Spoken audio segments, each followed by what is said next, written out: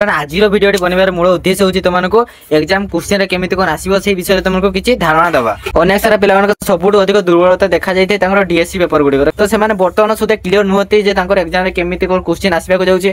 तो पे मन रख तुम जो डीएससी 1 पेपर यूनिट 2 रे बौद्ध संस्कृति विषय पकईदेव कि तुम शैव संस्कृति कि वैष्णव संस्कृति है जो क्वेश्चन गुड़िक अच्छी तो से भितर तुम मन रख बौद्ध संस्कृति और वैष्णव संस्कृति पकई पारे कहीं जो दुईट धर्म भर पार्थक्य कौन जो बौद्ध संस्कृति कौन सब चली चलनी आचार व्यवहार देन नीति कौन सब रही वैष्णव संस्कृति तार केमती तार पूजा पद्धति देन विधि विधान से गुड़ा सब अच्छी है जो विभिन्न प्रकार संस्कृति गुड़िक अच्छी से संस्कृति विषय आम जाना जो बौद्ध संस्कृति के आरंभ होता है ना गौतम बुद्ध द्वारा से वैष्णव संस्कृति कौन आम जगन्नाथ शैव संस्कृति शिव ठाकुर इत्यादि अनेक सारा अच्छी जो संस्कृति से चाली चलन मैंने केमी देवता देवदेवता को पूजा करते सेगुड़ा आम जाना। तो पे ये विषय पढ़िया पूर्व मुझे फास्ट कथा कहीदे आम ओडार जो पूर्वतम बासिंदा किए माने सब फास्ट आम ओडार रोते जो आदिवासी मैंने आदिवासी मैंने जिते मनुष्य रोते से कौन प्रकार जाति प्रथा प्रचलित नाला जमीक बर्तमान अच्छी जे ब्राह्मण किसी जन बारिक पात्र इत्यादि जो विभिन्न प्रकार जाति प्रथा बर्तमान प्रचलित अच्छी से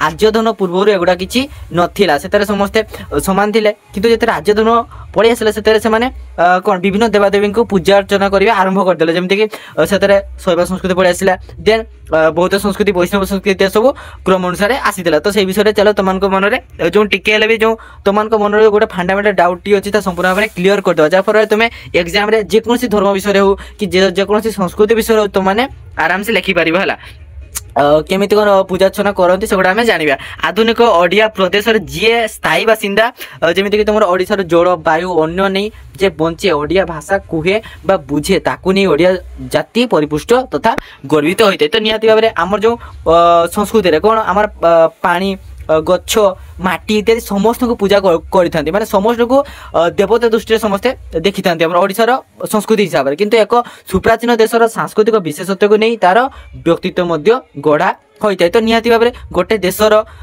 गोटे जेकोसी देश हो कि राज्य हो माने किपर भाव परिचित ना निजर संस्कृति को लेकिन परिचित जमी मयूरभंज छौ नृत्य परिचित पुरी जो गोटीपुआ नृत्य हुए से पर अनेक सारा नृत्य हो कि संस्कृति हो गोटे जिला वाइज गोटे देश वाइज विभिन्न प्रकार समस्त अलग अलग थाए।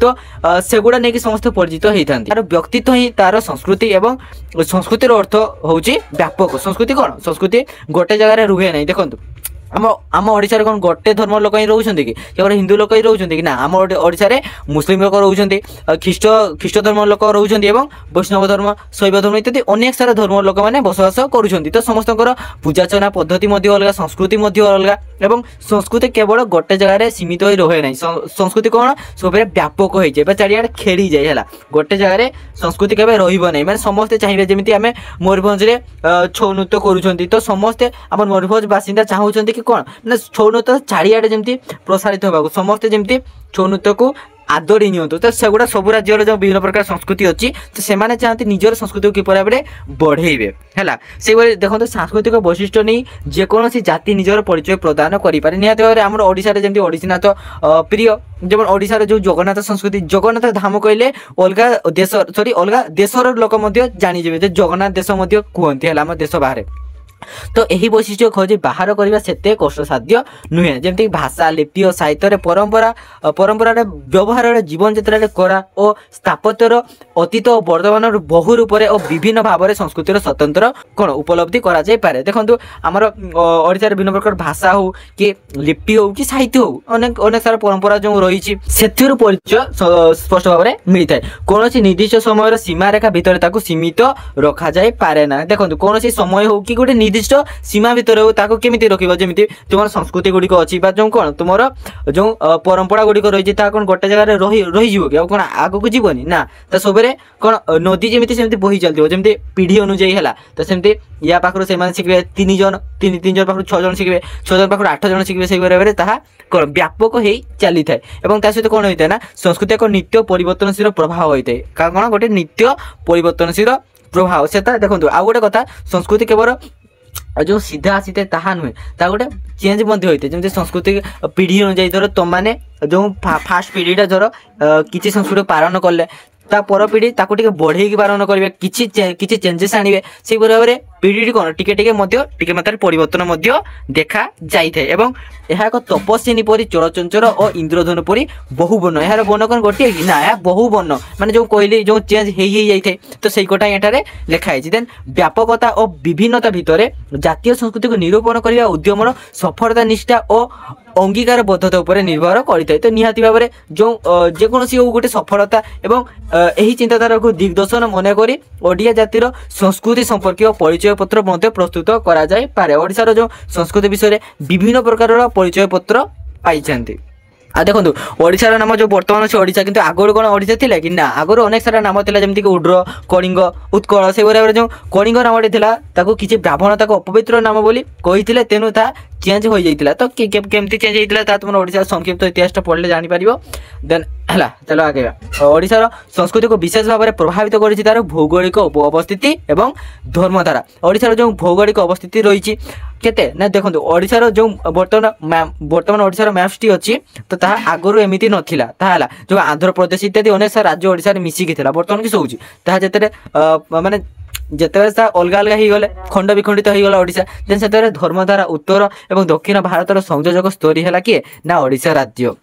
ଅତି ପ୍ରାଚୀନ କାଳରେ ସ୍ଥାନୀୟ ଅଧିକାରୀ ଭିନ୍ନ ଭିନ୍ନ ଜନଜାତୀୟ ଗୋଷ୍ଠୀର ପ୍ରତିନିଧିତ୍ୱ କରୁଥିଲେ। ଯେମିତି ଓଡ଼ିଶାରେ ମୁଁ ବର୍ତ୍ତମାନ କହିଲି ଯେଉଁ ଆର୍ଯ୍ୟମାନେ ହୁଅନ୍ତି କି ଦ୍ରାବିଡ଼ମାନେ ହୁଅନ୍ତି, ଅନେକ ସାରା ଲୋକ ଓଡ଼ିଶାରେ ବସତି ସ୍ଥାପନ କରି ଯାଇଥିଲେ ଏବଂ ଓଡ଼ିଶାରେ ତାର କିଛି ସାଇଡ୍ ଇଫେକ୍ଟ ବର୍ତ୍ତମାନ ଯାଇ ଅଛି, କିଛି ଛିଟଟା ପଡ଼ିଛି ଯାହାକୁ କୁହାଯାଏ ହେଲା।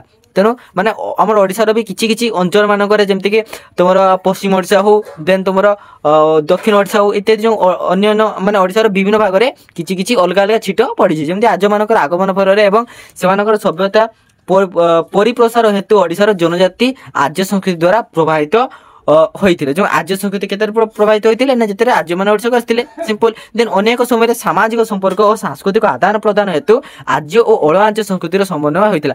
ଯେଉଁମାନେ ଆର୍ଯ୍ୟ ସଂସ୍କୃତିକୁ ଗ୍ରହଣ କରିଥିଲେ ସହଜରେ ଓଡ଼ିଶା ବାସିନ୍ଦା ମାନେ, ସେମାନେ କ'ଣ ହେଇଥିଲେ, ସେମାନେ ହେଉଛି ଆର୍ଯ୍ୟ, ଏବଂ ଯେଉଁମାନେ ସଂସ୍କୃତିକୁ ତ୍ୟାଗ କରିଥିଲେ, ଯାହା ସଂସ୍କୃତିକୁ ଗ୍ରହଣ କରିନଥିଲେ, ସେମାନେ ଅଳ ଆର୍ଯ୍ୟ ବୋଲି କୁହାଗଲା। ଦେନ୍ ସମନ୍ୱିତ ସଂସ୍କୃତିକୁ ଓଡ଼ିଶାବାସୀ ଗ୍ରହଣ କଲେ। ପ୍ରାୟତଃ ଓଡ଼ିଶାର ବିଭିନ୍ନ ଲୋକମାନେ এই ସଂସ୍କୃତିକୁ ଗ୍ରହଣ କରିଥିଲେ, ମାନେ ଅଧିକରୁ ଅଧିକ ଲୋକମାନେ ହେଲା। ତ ତାହା ହେଲା ସେମାନଙ୍କର ପରିଚୟ ହେଲା। ତେଣୁ ସେମାନେ ନିଜର ପରିଚୟ ପାଇଲେ। ଦେନ୍ ପ୍ରାଚୀନ ସଂସ୍କୃତ ସାହିତ୍ୟରେ ଓଡ଼ିଶାର ନାମ ବଦଳରେ କଳିଙ୍ଗ, ଉଡ୍ର ଆଦି ନାମରେ ଉଲ୍ଲେଖ ଅଛି। ତ ଏହି ରାଜ୍ୟଗୁଡ଼ିକ ଅଧିବାସୀମାନଙ୍କୁ ନେଇ ପରିଚିତ ହୋଇଥାଏ, ଯେମିତିକି କଳିଙ୍ଗବାସୀ ହେଲା, ଯେଉଁମାନେ କଳିଙ୍ଗରେ ରୁହନ୍ତି ବା କ'ଣ ଯେଉଁ ବର୍ତ୍ତମାନ ଯେଉଁ ଓଡ଼ିଶା ରୁହନ୍ତି ତାକୁ କ'ଣ କୁହାଯାଏ, ଓଡ଼ିଶାବାସୀ ହେଲା, ଯେହେତୁ ସେ ରହୁଛନ୍ତି। ଏବଂ ଉଡ୍ରବାସୀ, ଯେଉଁମାନେ ଯେତେବେଳେ ନାମ ଉଡ୍ର ଥିଲା, ସେତେବେଳେ ଯେଉଁମାନେ ରହୁଥିଲେ ତାଙ୍କ ନାମ କ'ଣ ଥିଲା, ଉଡ୍ରବାସୀ। ତାପରେ ତୁମର ବିଭିନ୍ନ ପ୍ରକାର ଗ୍ରନ୍ଥ ଗୁଡ଼ିକ ହଉ, ଯେମିତିକି ମହାଭାରତ, ପୁରାଣ ଓ ବରାହମିହିରଙ୍କର ଦ୍ୱାରା କୃତ ବୃହତ ସଂହିତାରୁ ଏତାଦୃଶ ପରିଚୟ ମିଳିଥାଏ। ସେ ଯେଉଁ ବରାହମିହିରଙ୍କର ବୃହତ ସଂହିତା ଥିଲା, ସେଠାରେ ଓଡ଼ିଶାର ନାମ କ'ଣ ଥିଲା ନା, କଳିଙ୍ଗ ଥିଲା ସେତେବେଳେ ହେଲା। ତ ଏହା ବିନ୍ଧ୍ୟ ପର୍ବତର ଦକ୍ଷିଣରେ ଅବସ୍ଥିତ ଥିବାରୁ ଦ୍ରାବିଡ଼ ସଭ୍ୟତାର ମଧ୍ୟ ପରିସରଭୁକ୍ତ ଥିଲା। ଆମର ଯେଉଁ ଭାରତର ଦକ୍ଷିଣ ଭାଗରେ କେଉଁମାନେ ରହୁଥିଲେ ନା, ଦ୍ରାବିଡ଼ମାନେ ରହୁଥିଲେ, ଅର୍ଥାତ୍ ଆର୍ଯ୍ୟମାନେ ସେଠାରେ ମଧ୍ୟ ବସତି ସ୍ଥାପନ କରିନଥିଲେ। ସେଠାରେ ଦ୍ରାବିଡ଼ମାନେ ଥିଲେ ଏବଂ ଆରପଟେ ଥିଲେ କେଉଁମାନେ, ଆର୍ଯ୍ୟମାନେ। ତେଣୁ ଯେତେ ସବୁ ବୈଦିକ ଧର୍ମାବଲମ୍ବୀ ଲୋକମାନେ ସେଠାରେ ପ୍ରଥମେ ନଥିଲେ। ଶତପଥ ବ୍ରାହ୍ମଣ ଓ ବୌଦ୍ଧମାନ ଧର୍ମସୂତ୍ର ଅନୁସାରେ ଯଦି କୌଣସି ବ୍ୟକ୍ତି କଳିଙ୍ଗରେ ପଦାର୍ପଣ କରେ ଅଥବା ବସବାସ କରିଥାଏ, ତେବେ ସେ ଯଥାବିଧି ସଂସ୍କାର ପ୍ରାଶ୍ଚିତ ପାଇଁ ଯୋଗ୍ୟ ମଧ୍ୟ ହୋଇଥାଏ। ତ ନିହାତି ଭାବରେ ଆମର ଓଡ଼ିଶାର ଯେଉଁ ସଂସ୍କାର ଅନୁସାରେ ଅନେକ ସାରା ଯେମିତିକି ଯଦି ଜଣେ ଦୋଷ କରିବ ଧର୍ମକୁ ନେଇକିନା, ସେ ପ୍ରାଶ୍ଚିତ ମଧ୍ୟ ତାକୁ ଭୋଗିବା ପାଇଁ ପଡ଼ିଥାଏ। ବିଭିନ୍ନ ପ୍ରକାର ମାନସିକ ପ୍ରଥା ଥାଏ। ଯେଉଁ ଜଗନ୍ନାଥ ସଂସ୍କୃତିରେ ଯେଉଁ ପଡ଼ିଥିବା ଯେଉଁ କଳା ପାହାଡ଼, ସେ ଯେଉଁ ଗୋଟେ ମୁସଲମାନ ଝିଅକୁ ବିବାହ କରିଥିଲେ, ସେ ପ୍ରାଶ୍ଚିତ ପାଇଁ ଆସିଥିଲା ପୁରୀ ଧାମକୁ। ସେଇ ଭାବରେ କ'ଣ ପ୍ରାଶ୍ଚିତ ବ୍ୟବସ୍ଥା ମଧ୍ୟ ଅଛି ହେଲା। ଦେନ୍ କଳିଙ୍ଗର ଆଦିମ ଜନଜାତି ବୈଦିକ ଧର୍ମ ଅନୁସରଣ କରୁନଥିଲେ କିମ୍ବା ସେମାନଙ୍କର ସମାଜରେ ଚତୁର୍ବର୍ଣ୍ଣ୍ୟ ବିଧି ପ୍ରଚଳିତ ନଥିଲା। ତ ନିହାତି ଭାବରେ ମାନେ କଳିଙ୍ଗର ଆଦିମ ଜନଜାତି ମାନେ କ'ଣ, କଳିଙ୍ଗର ଯେତେବେଳେ ଆର୍ଯ୍ୟମାନେ ଆସିନଥିଲେ ହେଲା, ମାନେ ବହୁତ ଆଗରୁ କ'ଣ ବିଭିନ୍ନ ପ୍ରକାର ଧର୍ମକୁ କେହି ବି ମାନୁଥିଲେ କି ନା, କେହି ବି ମାନୁନଥିଲେ। ସେଥିରେ ଯେଉଁ ବିଭିନ୍ନ ପ୍ରକାର ଧର୍ମ, ଜାତି, ବର୍ଣ୍ଣ ସେଥିରେ କିଛି ପ୍ରଚଳିତ ନଥିଲା, ଅର୍ଥାତ୍ ଜାତି ବ୍ୟବସ୍ଥା ମଧ୍ୟ ସେଥିରେ ନଥିଲା। ସେମାନେ ଦୁର୍ଦ୍ଧମନ ନାମରେ ଅଭିହିତ ହୋଇଥିଲେ। ଦେଖ ଏଇଟା ଗୋଟେ ସର୍ଟ କ୍ୱେଶ୍ଚନ ପଳେଇ ଆସିଲେ, ଦୁର୍ଦ୍ଧମନ କାହାକୁ କୁହାଯାଏ ନା, ଯେତେବେଳେ କି ଓଡ଼ିଶାରେ କୌଣସି ପ୍ରକାର ଜାତି ବ୍ୟବସ୍ଥା ନଥିଲା, ତ ସେହି ଲୋକମାନଙ୍କୁ ଦୁର୍ଦ୍ଧମନ ବୋଲି କୁହାଯାଉଥିଲା। ତ ଏହା ଏକ ଅପବିତ୍ର ସ୍ଥଳୀ ଥିଲା।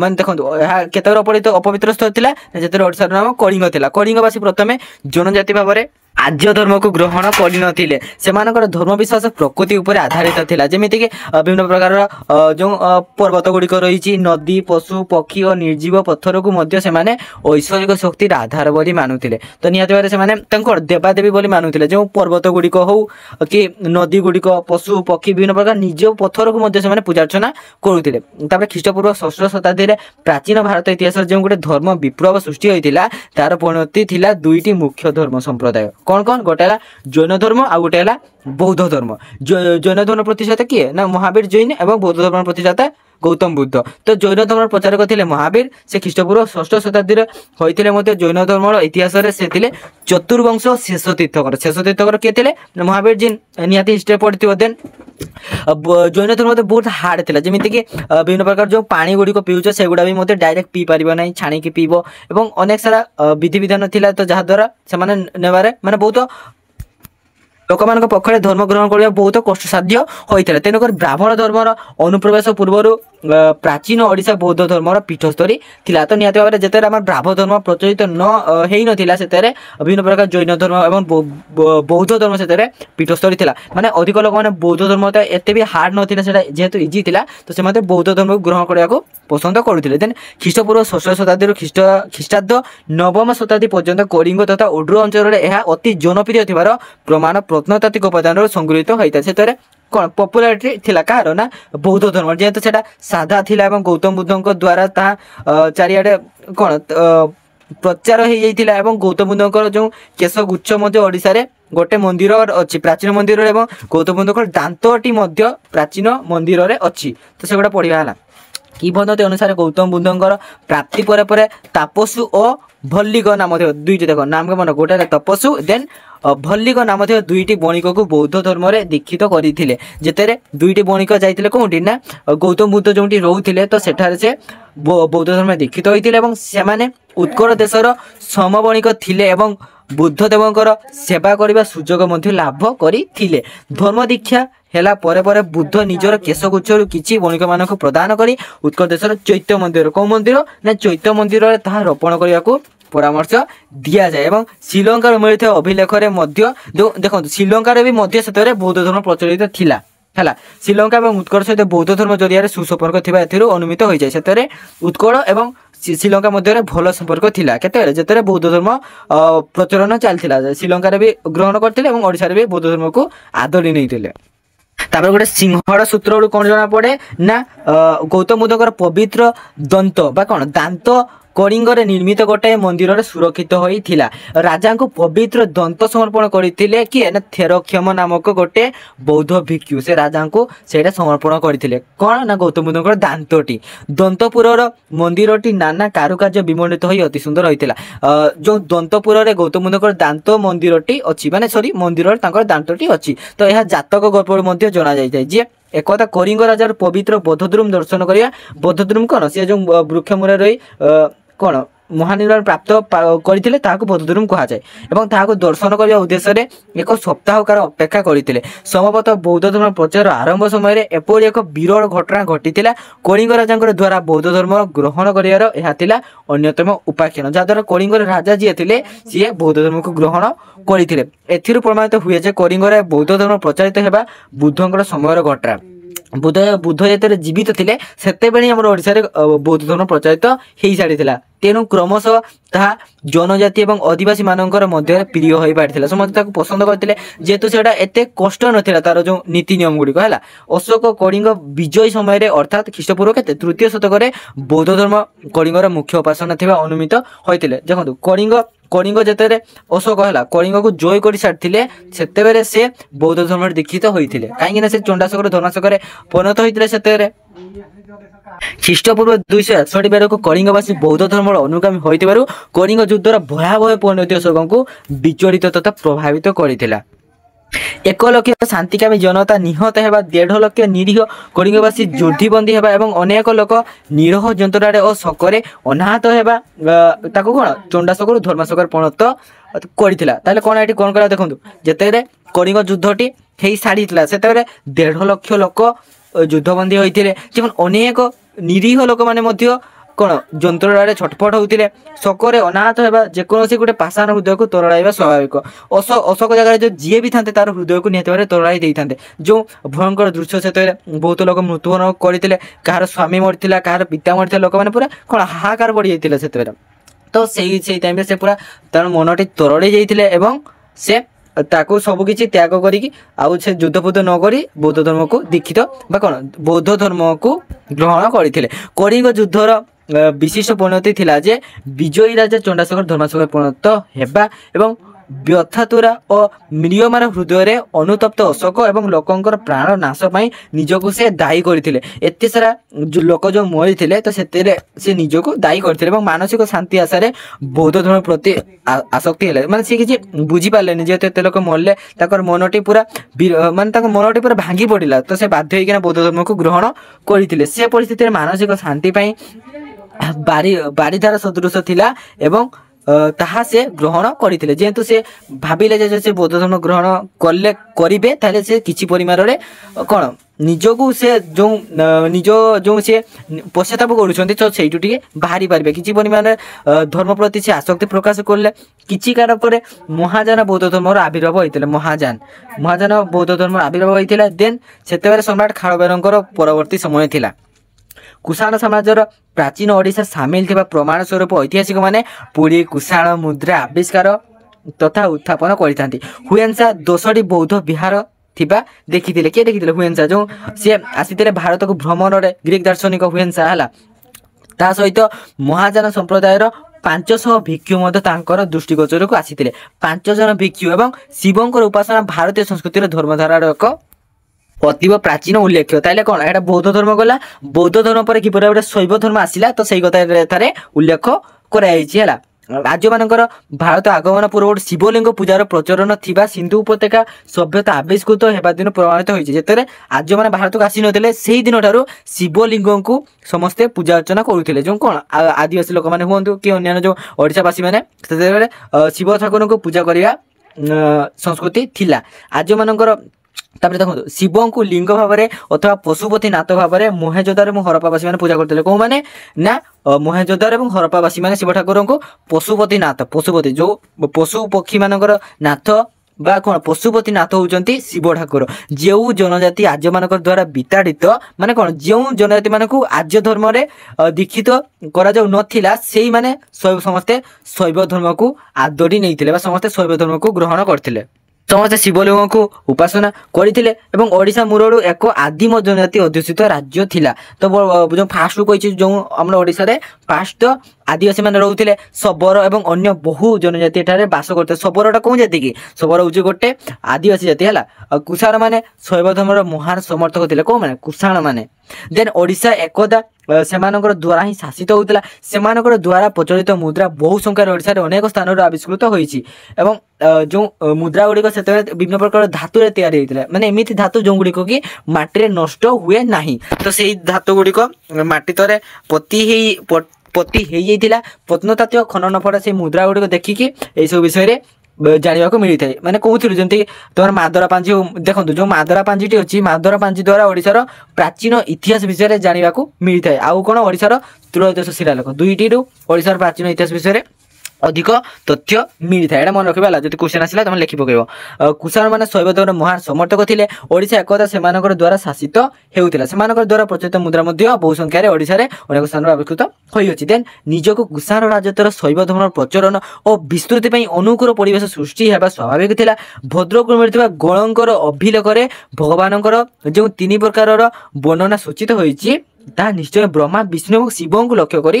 ହୋଇଥିବ କ'ଣ ବ୍ରହ୍ମା ବିଷ୍ଣୁ ଏବଂ ଶିବ ଅସନପାଟ ଶିଳାଲେଖର ଐତିହାସିକ ମୂଲ୍ୟ ଅତି ଗୁରୁତ୍ୱପୂର୍ଣ୍ଣ ତହିଁରେ ଥିବା ଶିଳାଲେଖର ଉପରି ଭାଗ ତାଣ୍ଡବ ନୃତ୍ୟରତ ଅଷ୍ଟବାହୁ ନଟରାଜ ଅଷ୍ଟବାହୁ ମାନେ କ'ଣ 8ଟି ହାତ ଥିବା ନଟରାଜଙ୍କ ଚିତ୍ର ଖୋଦିତ ହୋଇଥାଏ ତାଙ୍କର ହାତରେ କ'ଣ କ'ଣ ଥାଏ ସର୍ପ ଡମ୍ବରୁ ତ୍ରିଶୂଳ ଅକ୍ଷମାଳ ଯେଉଁ ଥାଏ ହେଲା ଦେନ୍ ବୀଣା ଆଦି ପଦାର୍ଥ ଶୋଭା ପାଉଛି ନଟରାଜ ଶିବଙ୍କୁ ତାଣ୍ଡବ ନୃତ୍ୟରେ ପ୍ରମତ୍ତ ଥିବା ଦୃଶ୍ୟ ଅତି ଚମତ୍କାର ଏବଂ ତାଙ୍କର ପାଦ ଦେଶ ରହିଛି ଏକ ଅପସ୍କାର ପୁରୁଷର ଚିତ୍ର ଖଦିତ ଚିତ୍ର। ତାପରେ ହେଲା ସ୍ୱରଧ୍ୱବ ରାଜତ୍ୱ ଯେତେବେଳେ କରୁଥିଲା ହେଲା ସ୍ୱରଧ୍ୱବ ରାଜତ୍ୱ କାଳରେ ରାଜକୀୟ ପୃଷ୍ଠପୋଷକତା ଲାଭ କରି ଶୈବ ଧର୍ମର ଅଦ୍ଭୁତପୂର୍ବ ପ୍ରସାର ମଧ୍ୟ ସମ୍ଭବ ହୋଇଥିଲା। କେତେବେଳେ ଯେତେବେଳେ ସ୍ୱରଧ୍ୱବ ରାଜତ୍ୱ କରୁଥିଲେ ଯେ ନିଜର ତାମ୍ରଲେଖରେ ରାଜାମାନେ ଗୋକର୍ଣ୍ଣେଶ୍ୱରଙ୍କ ଶିବଙ୍କର ଆଶୀର୍ବାଦ ପାଇଁ ରାଜ୍ୟ ସ୍ଥାପନ କରିବା କଥା ବର୍ଣ୍ଣନା ମଧ୍ୟ କରିଛନ୍ତି। ଦେନ୍ ରାଜ୍ୟର ସ୍ଥାପୟିତା ପୁଳିନ୍ଦ ସେନ ଜଣେ ମହାନ ଶିବ ଭକ୍ତ ଥିଲେ। କିଏ ରାଜ୍ୟର ସ୍ଥାପୟିତା ପୁଳିନ୍ଦ ସେନ ମନେ ରଖିବା ହେଲା। ଦେନ୍ ସେ ଶିବଙ୍କୁ ଜଟାଧାରୀ ଭାବରେ ପରିକଳ୍ପନା କରି ପୂଜାର୍ଚ୍ଚନା କରୁଥିଲେ। ସେତେବେଳେ ଉମା ମହେଶ୍ୱରୀ ଯୁଗଳ ମୂର୍ତ୍ତି ବିଶେଷ କଣ ଦେନ୍ ଲୋକପ୍ରିୟ ହୋଇଥିଲା। ସେତେବେଳେ ଯେଉଁ ସମସ୍ତେ କଣ ଉମା ମହେଶ୍ୱରଙ୍କୁ ପୂଜା କରିଥିଲେ। ତ ଏହି ପରିକଳ୍ପନାର ରୂପ ଦେଇ ଶିଳ୍ପୀମାନେ ଉମା ମହେଶ୍ୱର ପ୍ରତିମା ତିଆରି କରିଥିଲେ। ମାନେ ବିଭିନ୍ନ ପ୍ରକାର ମୂର୍ତ୍ତି ତିଆରି କରିଥିଲେ ଉମା ମହେଶ୍ୱରଙ୍କର ହେଲା। ଦେନ୍ ଖିଚିଂ ଯେଉଁ ହେଲା ଖିଚିଂ କୃଷ୍ଣଗିରି ବଡ଼ାଙ୍ଗ ଏବଂ ଭୁବନେଶ୍ୱର ଆଦି ଶିବପୀଠରେ ଉମା ମହେଶ୍ୱରଙ୍କର ମୂର୍ତ୍ତି ବହୁ ସଂଖ୍ୟାରେ ଦେଖିବାକୁ ମିଳିଥିବାରୁ ଭକ୍ତମାନଙ୍କର ଚାହିଦା ମଧ୍ୟ ସ୍ପଷ୍ଟ ଜଣାପଡ଼େ। ମନ୍ଦିର ଗାତ୍ରରେ ଶିବଙ୍କର କଲ୍ୟାଣ ମୂର୍ତ୍ତି ଖୋଦିତ ହୋଇ ଯୁଗର ମୂର୍ତ୍ତି ପ୍ରତି ଶୈବମାନଙ୍କର ଅନୁରାଗର ସୂଚନା ମଧ୍ୟ ମିଳିଥାଏ। ନବମ ଶତାବ୍ଦୀରେ ଶଙ୍କରାଚାର୍ଯ୍ୟ ଆଗମନ ଶୈବ ଧର୍ମ ପ୍ରତି ଜନସମର୍ଥନ ବୃଦ୍ଧି ହୋଇଥିଲା। ଦେନ୍ ତୃତୀୟ ଶୁଭଙ୍କର କିଏ ତୃତୀୟ ଶୁଭଙ୍କର ଏବଂ ଚତୁର୍ଥ ଶୁଭଙ୍କର ଯେଉଁ ଥିଲେ ଦୁଇ ଜଣ ଯାକ ଶିବ ଭକ୍ତ ଥିଲେ। ଏଟା ମନେ ରଖିବ ତୃତୀୟ ଶୁଭଙ୍କର ଏବଂ ଚତୁର୍ଥ ଶୁଭଙ୍କର ଦୁଇ ଜଣ ଯାକ ଶିବ ଭକ୍ତ ଥିଲେ। ଜଣେ ହେଉଛି ନଡ଼ିଲ ନାମକ ଗ୍ରାମର ସମସ୍ତ ରାଜସ୍ୱ ବୈଦ୍ୟନାଥ ଭଟ୍ଟାରକଙ୍କର ପୂଜାର୍ଚ୍ଚନା ପାଇଁ ଉତ୍ସର୍ଗ କରିଥିଲେ ଏବଂ ଅନ୍ୟ ଜଣେ ନିଜକୁ ପରମ ମହେଶ୍ୱର ଉପାଧିରେ ମଧ୍ୟ ଭୂଷିତ କରିଥିଲେ। ସେହିପରି ରାଣୀ ପୃଥ୍ୱୀ ମହାଦେବୀଙ୍କର ଉଦାର ପୃଷ୍ଠପୋଷକତା ଅଭିଲେଖର ଉଲ୍ଲେଖ ଅଛି। ରାଣୀ ବକୁଳ ମହାଦେବୀ ନିଜକୁ ତାମ୍ର ମହାଲେଖରେ ପରମ ମହେଶ୍ୱରୀ ବୋଲି ଅଭିହିତ କରିଥିଲେ। ନା କିଏ ରାଣୀ ବକୁଳ ହେଲା। ଶୈବ ଧର୍ମର ପ୍ରସାର ସମରାଜା ମାନେ ଉତ୍କଳ ଅଧିକାର କଲା ପରେ ଅବ୍ୟାହତ ରଖିଥିଲେ। ସେମାନେ ମହାନଦୀକୁ ପଥ ଦ୍ରଷ୍ଟା ରୂପରେ ଗ୍ରହଣ କରି ପୂର୍ବରୁ ଅଗ୍ରସର ହୋଇଥିଲେ ଏବଂ ଦଶମ ଶତାବ୍ଦୀର ମଧ୍ୟଭାଗରେ ଉତ୍କଳ ରାଜ୍ୟକୁ ମଧ୍ୟ ଅଧିକାର କରିଥିଲେ। ସମରାଜା ମାନେ ସ୍ଥାନୀୟ ଧର୍ମ ବିଶ୍ୱାସ ଯେମିତି ଶୈବ ଧର୍ମ ହଉ କି ବୌଦ୍ଧ ଧର୍ମ ହଉ ପରମ୍ପରାକୁ ନିଜର ରାଜନୈତିକ ସ୍ଥିତିର ଦୃଢ଼ତା ପାଇଁ ସ୍ୱୀକାର କରିବା ସହିତ ଉତ୍କଳକୁ ସ୍ଥାନାନ୍ତରିତ ମଧ୍ୟ କରିଥିଲେ। ଉତ୍କଳକୁ ସେମାନେ ଫେରି ଆସିଥିଲେ। ସମରାଜା ମାନେ ଭୁବନେଶ୍ୱରରେ ଏକାଧିକ ଶିବ ମନ୍ଦିର ନିର୍ମାଣ କରିଥିଲେ। କଣ ଗୋଟେ ହେଲେ ମୁକ୍ତେଶ୍ୱର ମନ୍ଦିର ରାଜନାରାୟଣ ବ୍ରହ୍ମେଶ୍ୱର ଲିଙ୍ଗରାଜ ମୂର୍ତ୍ତି ମନ୍ଦିର ମାନେ କିଏ ନିର୍ମାଣ କରିଥିଲେ ନା ସୋମବଂଶୀ ରାଜା ମାନେ ହେଲା। ମନ୍ଦିର ନିର୍ମାଣ ସମୟରେ କଳିଙ୍ଗ ଶିଳ୍ପୀମାନଙ୍କର ଅବଦାନ ଅନସ୍ୱୀକାର୍ଯ୍ୟ। ଦଶମ ଶତାବ୍ଦୀରେ ଯେଉଁ ମୁକ୍ତେଶ୍ୱର ମନ୍ଦିର ନିର୍ମାଣ ହୋଇଥିଲା ତାହାର ଆକାର କ୍ଷୁଦ୍ର ହୋଇଥିଲେ ମଧ୍ୟ କଳିଙ୍ଗ ଶିଳ୍ପୀକୁଳର ଏକ ଅମୂଲ୍ୟ ଅବଦାନ ଭାବରେ ସ୍ୱୀକୃତ ଜେମ୍ସ ଫର୍ଗୁସନ ଏହାକୁ ଓଡ଼ିଶା ସ୍ଥାପତ୍ୟର ରତ୍ନ ବୋଲି କହିଥିଲେ। ଦେଖନ୍ତୁ କଣ ଅଛି ନା ପ୍ରାଚ୍ୟ ଗଙ୍ଗମାନେ ଶୈବ ଥିଲେ। ପ୍ରାଚ୍ୟ ଯେଉଁ ଗଙ୍ଗବାସୀ ମାନେ ଥିଲେ ସମସ୍ତେ ପ୍ରାୟତଃ ଶୈବ ଧର୍ମର ଥିଲେ। ସାମ୍ରାଜ୍ୟବାଦୀ ଗଙ୍ଗମାନେ 1118 ପର୍ଯ୍ୟନ୍ତ ଶିବଙ୍କର ଉପାସନା କରିଥିଲେ ଏବଂ ଅନନ୍ତ ବର୍ମନ ଚୋଡ଼ଗଙ୍ଗ ଦେବ ମୁଖଲିଙ୍ଗ ମରୁ ରାଜତ୍ୱ କରୁଥିବା ପର୍ଯ୍ୟନ୍ତ ନିଜକୁ ପରମ ମହେଶ୍ୱର ଭାବରେ ଅଭିହିତ କରିଥିଲେ। ଗଙ୍ଗ ରାଜତ୍ୱ କାଳରେ ଶୈବ ଧର୍ମ ପ୍ରତି କେବେ ହିଁ ନିରୁତ୍ସାହ ମନୋଭାବ ଓଡ଼ିଆ ଜନଜାତି ପ୍ରକାଶ କରିଥିବା ଜଣାଯାଏ ନାହିଁ। ବରଂ ଖ୍ରୀଷ୍ଟାବ୍ଦ 1112ରେ ଭୁବନେଶ୍ୱର ଅଭିଲେଖର କାର୍ତ୍ତିବାସଙ୍କର ସେବା ନିମନ୍ତେ ସମ୍ରାଟ ଚୋଡ଼ଗଙ୍ଗ ଏକ ଗ୍ରାମ ଦାନ କରିଥିବାର ଜଣାଯାଏ। ତାଙ୍କର ଭ୍ରାତା ପରମାଦି ରାଜା ଦାକ୍ଷାରାମରେ ମଧ୍ୟ ଅଧିଷ୍ଠିତ ଦେବତା। ଆଉ ଅଳ୍ପ ଅଛି ପିଲାମାନେ ଭିଡ଼ିଓଟା ଯେତେ ବଡ଼ ହଉ ଫାଷ୍ଟ ତୁମ ନିଜର ଡାଉଟଟା କ୍ଲିୟର ହେଇଯାଉ। ତ ତୁମେ ଥରେ ମାତ୍ର ବୁଝି ଭିଡ଼ିଓଟି ଦେଖିଦେବ ତାହେଲେ ତୁମେ କ'ଣ ଆଉ ଥରେ ନିଜେ ପଢ଼ିବ ହେଲା। ଯାହାଦ୍ୱାରା ତୁମେ ଏକ୍ଜାମ୍ରେ ଆଉ ତୁମକୁ କିଛି ଘୁଷତେ ହେବନି ଏଗୁଡ଼ା ହେଲା। ଶିବ ରାମେଶ୍ୱରଙ୍କୁ ଦାନ କରିଥିଲେ। ତା ଛଡ଼ା ନାରାୟଣପୁରର ନୀଳକଣ୍ଠେଶ୍ୱର ଓ ରାମେଶ୍ୱର ଏବଂ ଛତ୍ରପୁର ନିକଟସ୍ଥ ପାଲୁଲରେ ଥିବା ବଟେଶ୍ୱର ଶିବଙ୍କର ପାଇଁ ବିଶେଷ ପୂଜାର୍ଚ୍ଚନା ହୋଇଥିବାର ପ୍ରମାଣ ମଧ୍ୟ ଦେଖିବାକୁ ମିଳିଥାଏ। ଅନେକ ଗଙ୍ଗରାଜା ଓ ସେମାନଙ୍କର ପରିବାର ବର୍ଗ ତଥା ଉଚ୍ଚାଧିକାରୀ ମାନେ ଅଖଣ୍ଡ ଦୀପ ଗୋଭୂମି ଏବଂ ସନ୍ନାଦି ଦାନ କରିଥିଲେ ହେଲା। ଆଉ କ'ଣ କରିଥିଲେ ନା ସମ୍ରାଟ ନରସିଂହ ଦେବ ପ୍ରଥମ ଯେଉଁ ତାଙ୍କର ଗୁରୁ ଶୈବାଚାର୍ଯ୍ୟ ସଦାଶିବ ଭୁବନେଶ୍ୱରରେ ଏକ ସଦାଶିବ ମଠ ମଧ୍ୟ ସ୍ଥାପନ କରି ଅନେକ ଶୈବ ସାଧୁଙ୍କୁ ସ୍ଥାୟୀ ଭାବରେ ବସବାସ କରିବାର ସୁବିଧା ସୁଯୋଗ ଯୋଗାଇ ଦେଇଥିଲେ। ସେ ବିଭିନ୍ନ ପ୍ରକାର ମନ୍ଦିର ତିଆରି କରିଦେଇଥିଲେ ହେଲା। ଦେନ୍ ତା ସହିତ କ'ଣ କରିଥିଲେ ନା ତୃତୀୟ ଅନଙ୍ଗ ଭୀମଦେବ ନିଜର ସାମ୍ରାଜ୍ୟକୁ ପୁରୁଷୋତ୍ତମଙ୍କର ପାଇଁ ସମର୍ପଣ କରିଥିଲେ ମଧ୍ୟ ନିଜକୁ ହରି ଶିବ ଓ ଦୁର୍ଗାଙ୍କର ଭକ୍ତ ରୂପରେ ଉଲ୍ଲେଖ କରିଥିବା ଦେଖାଯାଏ। ତାଙ୍କର ରାଜତ୍ୱରେ ଅନେକ ମନ୍ଦିର ନିର୍ମିତ ହୋଇଥିଲା। ଯେମିତିକି ତୁମର ରାଜଦେବ ଯେମିତି ଗୋଟିଏ ଜୈନ ମନ୍ଦିର ନିର୍ମାଣ କରାଇବା ବିଶେଷ ତାତ୍ପର୍ଯ୍ୟପୂର୍ଣ୍ଣ ଥିଲା। ପ୍ରଦତ୍ତ କର୍ମଚାରୀ ମାନେ ନିର୍ମାଣ କରିଥିବା ମନ୍ଦିର ଭିତରେ ଉଲ୍ଲେଖନୀୟ ଥିଲା କ'ଣ ଗୋଟେ ହେଲା ମେଘେଶ୍ୱର ଦେନ୍ ଶୋଭନେଶ୍ୱର ନାଗେଶ୍ୱର ମନ୍ଦିର ଗୁଡ଼ିକ। तापर देखो कौन अच्छी ना ओडिशा मुख्यतः एक आदिम जनजाति अध्युषित राज्य होइथिबारु सेमाने प्रकृतिर पुजारी थिले। देखो आदिवासी माने कौन करथिले ना सेमाने किछि तो फास्ट माने प्रथम क्या कहूँ माने देवदेव देवदेवता को पूजा न करी जेमती कि वृक्ष गछ नदी माटी इत्यादि सब प्राकृतिक जो संपद को सेमाने पूजा अर्चना करुथिले। सर्वप्राण बाद थिला सेमानकर आध्यात्मिक चेतनार परिप्रकाश। देन परवर्ती काल से शिव शक्तिर उपासक होते जिते राज्य मैंने आसिले एवं ता परे परे से माने शिव ठाकुर को पूजा करते। विष्णु को केंद्र करी आर्य संस्कृतिर जो एडा तुम शैव संस्कृति कह जान वैष्णव संस्कृति विषय है देखो है विष्णु को केंद्र करी आर्य संस्कृतिर जो वैष्णव धर्म तो प्राणित है ताहार प्रचार करते किए गोटे है कृष्ण वासुदेव नारायण जदि एटा गोटे सर्ट क्वेश्चन पढ़ाई कौन लिख ना विष्णु को सॉरी तुम वैष्णव धर्मर प्रचारक किए कृष्ण वासुदेव और नारायण दुईटा नाम मन रख से भागवत धर्म मतर पुरोधा थिले। ख्रीष्टीय चतुर्थ शताब्दी ठार विष्णु को केंद्र कर वैष्णव धर्म तो प्राचीन ओडिशार विस्तार लाभ कर अनेक प्रमाण देखा मिली थाए। वैष्णव धर्मतर प्रतिष्ठा है परे तांकर क्रमशः महानदी पथरे दूर दूरांतर को व्यापी जाइथिला। ता सहित सोमवंशी माने उत्कल अधिकार करिया पूर्व कड़ाहांडीर नल कलिंग मठर राजा माने विष्णु भक्त हो सारी थिले।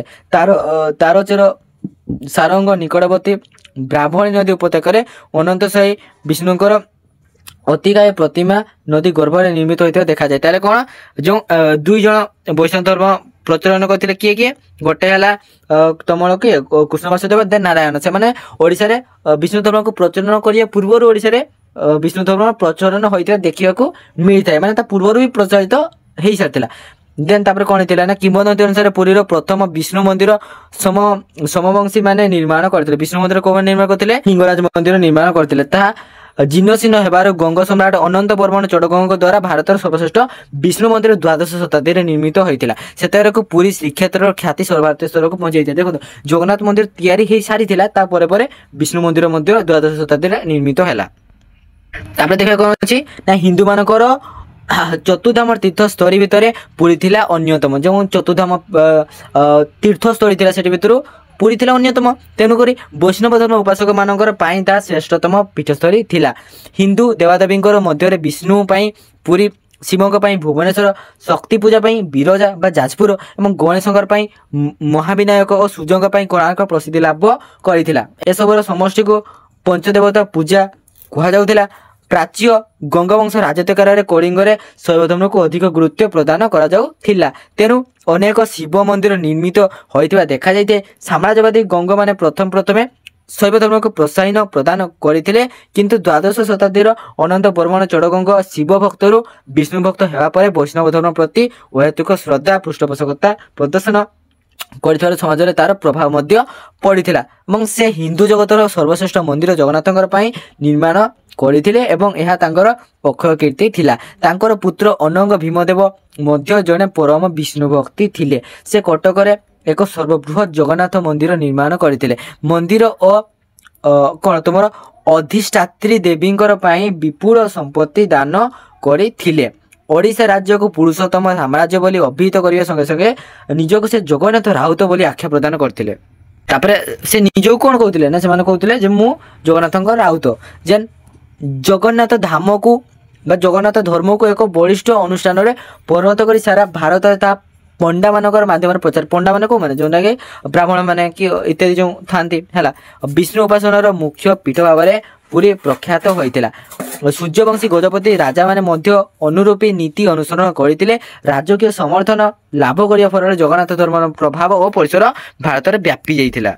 आउटे रुहतु अल्प अच्छी है सूर्यवंशी गजपति राजा माने जगन्नाथ धर्म को किपरि एक बलिष्ठ सामाजिक चेतना धर्मी रूप में प्रस्तुत कर अनुध्यान विषय। सेतेबेले सारा भारत में वैष्णव धर्म तो सपक्ष एक आंदोलन सृष्टि होइथिला। उत्तर और दक्षिण भारत में अनेक साधु सतंकर महानी अवदान यही आलोड़न सृष्टि करिवारे प्रमुख भूमिका ग्रहण करथिले एवं ओडिशा रे श्री चैतन्य द्वारा प्राचीन पंथी मनोवृत्ति परिहार करी ओडिया जाति नूतन अभिमुख ग्रहण करथिला। सारला दास पंचसखा साहित्य रे एही सामाजिक विप्लव ध्वनि मते प्रतिफलित होइतिला के तेना पंचसखा साहित्य रे जते श्री चैतन्य ओडिशा को आसीथिले। भागवत उपासना पंचरात्र उपासना माधव उपासना गोपीनाथ उपासना लक्ष्मी नारायण उपासना उन्मेष और विशेष होगा फल वैष्णव संप्रदाय नूतन उत्साह और प्रेरणा सृष्टि कर जनसाधारण मन में 10 अवतार परिकल्पना नूतन आवेग सृष्टि कर और साहित्यिक विकास फल नूतन पुराण और कौन उपपुराण मान रचित होता कवि जयदेव और पंचसखा कवि माने ओडिया मान जीवन में नूतन जागरण आई पारे शूद्र मान प्रति उच्च जाति मन में जो घृणाभाव थिला ता क्रमशः शिथिल हो गला संस्कृति बदल ओडिया भाषार चाहिदा वृद्धि पाइला ओडिया भाषा धर्मचर्या द्वारा विष्णु उपासना प्रति आदर वृद्धि पाइला ओडिया समाज एक अभूतपूर्व परिवेश सृष्टि कले श्री चैतन्यकर जगन्नाथ दास और समसामयिक कवि तथा पुराण माने थिले। तो पे आज भिडियोटी ये रखुच्छी मैं आशा कर देखिए उपकृत हो जो निजे देखा सहित निज सांग निकट मत सेयार कर दिखाँ। धन्यवाद। जय जगन्नाथ।